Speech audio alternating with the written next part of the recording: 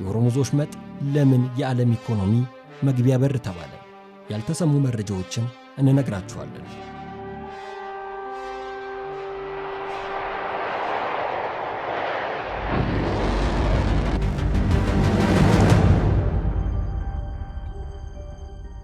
የዓለምን የንግድ መስመር በአንድ ጀንበር ሊዘጋ የሚችል የነዳጅ ዋጋን ሰማይ ሊያደርስ የሚችልና የሃያላን ሀገራትን የጦርነት ዕጣ ፈንታ የሚወስን አንድ ጠባብ መተላለፊያ አለ።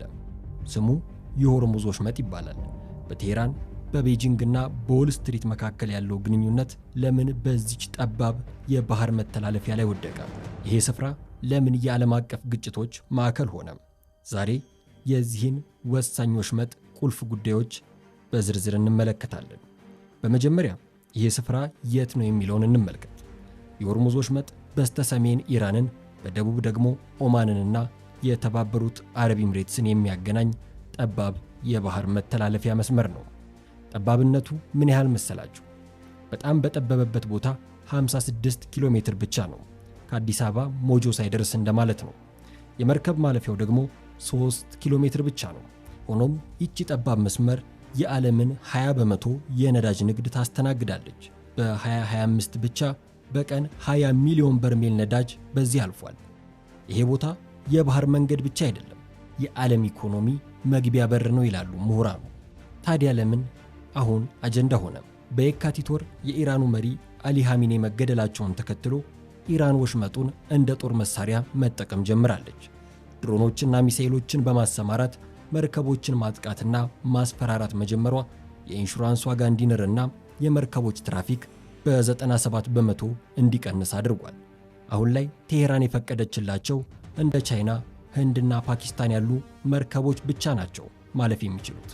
አሜሪካ በበኩሏ የጦር መርከቦቿን አጅባ ለማሳለፍ ብታስብም ባለሙያዎች ግን ኢራንን ሳትቆጣጠር ወሽመጡን መቆጣጠር አይቻልም ሲሉ ያስጠነቅቃሉ።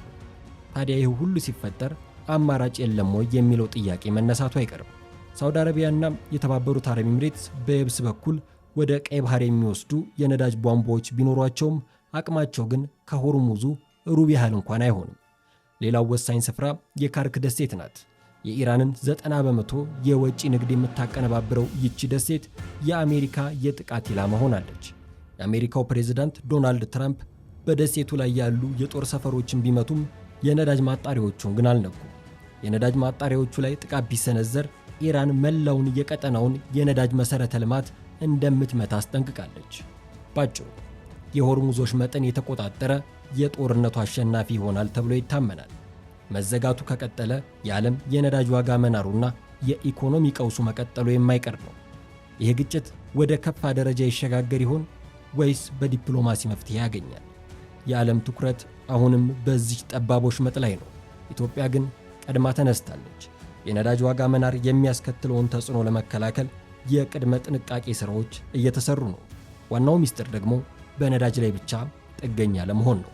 በአረንጓዴ ታዳሽ ኃይል ላይ የተመሠረተም የኢኮኖሚ ግንባታ አሁን ውጤት እያመጣ ይገኛል።